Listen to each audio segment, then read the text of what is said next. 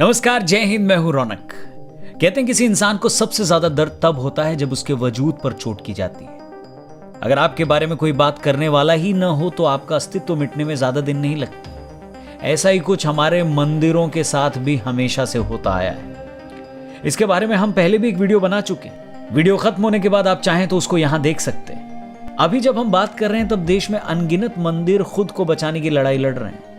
अकेले तमिलनाडु में ही 37,000 मंदिरों के पास एक से ज्यादा पुजारी रखने के भी पैसे नहीं बचे हैं। तकरीबन 12,000 मंदिरों में पैसों की तंगी के चलते पूजा पाठ बंद हो चुका। सोचिए देश के बाकी हिस्सों में क्या हाल होगा।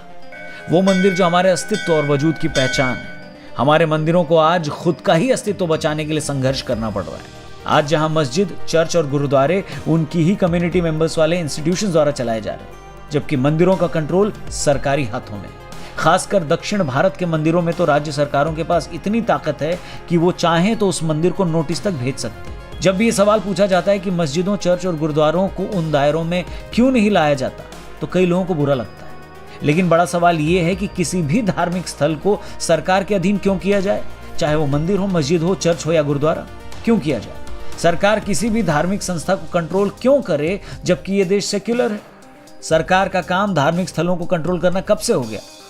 और सबसे बड़ी बात तो यह है कि वैदिक काल से ही इन मंदिरों की देखरेख वो करते आ रहे थे जिनको इसमें आस्था थी। लेकिन जब से इनको सरकारी सिस्टम के अधीन लाया गया, हमारे मंदिरों की हालत उतनी ही खराब होती चली गई। 1817 में जब से अंग्रेजों ने इसको एक सिस्टम के अधीन किया, तब से ही हमारे मंदिरों को बहुत सिस्टमैटिक तरीके से लूटा गया। आजादी के बाद भी इसमें कुछ ज्यादा बदलाव नहीं आया। हमें यह भी बताया गया कि अंग्रेज भारत से $45 ट्रिलियन लूट कर ले गए।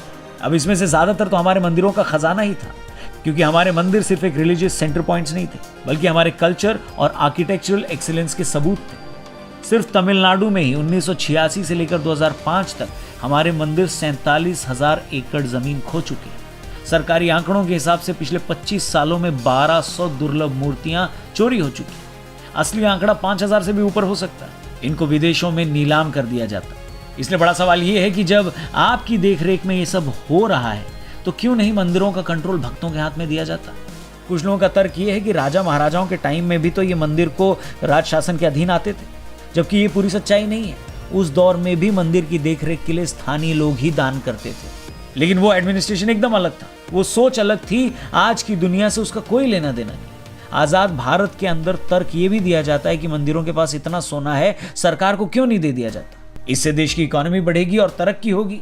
जबकि वो लोग ये भूल जाते हैं कि इसी देश के अंदर हर महीने लोग करोड़ों रुपए सिर्फ शराब पीने में उड़ा देते हैं। 2019 में 348 बिलियन का लोग सिर्फ सुट्टा फूंक गए। भाई साहब, जब फूंकने में इतना पैसा उड़ा रहे हो तो वही ज्ञान खुद पर अप्लाई क्यों नहीं करते अंकल।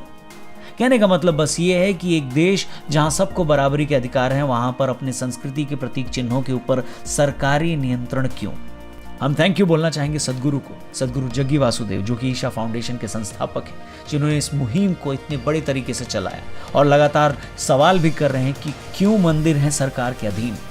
और आप ही बताइए, हमारे इतिहास की रक्षा हमें स्वयं करनी है या नहीं। इसके लिए अगर हम थोड़ा भी कर पाएं तो ये हमारे पूर्वजों को सच्ची श्रद्धांजलि होगी, जिन्होंने न जाने कितनी पीढ़ियों के निवेश करके हमारे मंदिरों की रक्षा की। क्योंकि हमारे मंदिर सिर्फ एक बिल्डिंग नहीं है, बल्कि वर्षों की हमारी तपस्या का प्रतीक चिन्ह है।